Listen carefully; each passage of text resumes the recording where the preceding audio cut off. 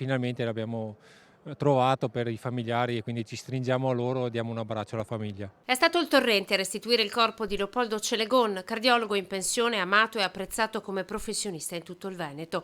Era scomparso da domenica, partito da Castelfranco all'alba da buon ricercatore di funghi ed aveva avuto l'ultimo contatto con la famiglia intorno alle 9:30. Le ricerche sono partite immediatamente quando la famiglia non lo ha più visto fare rientro.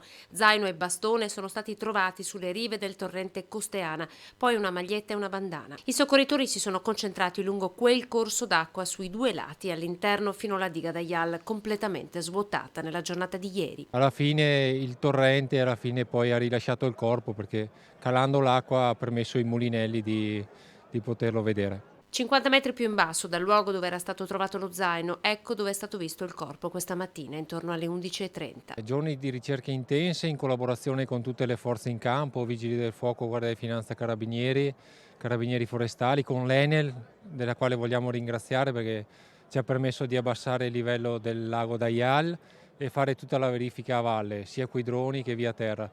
Purtroppo quando ci sono questi ruscelli abbastanza impetuosi è difficile poi entrare perché è molto rischioso e quindi abbiamo atteso che l'acqua diminuisse. L'ex primario di Castelfranco potrebbe essere scivolato su uno dei versanti ed essere stato travolto dalla forza della corrente del torrente. La salma è stata trasportata fino a campo. Erano presenti il soccorso alpino di Cortina, i soccorritori della Guardia di Finanza, i vigili del fuoco, i carabinieri.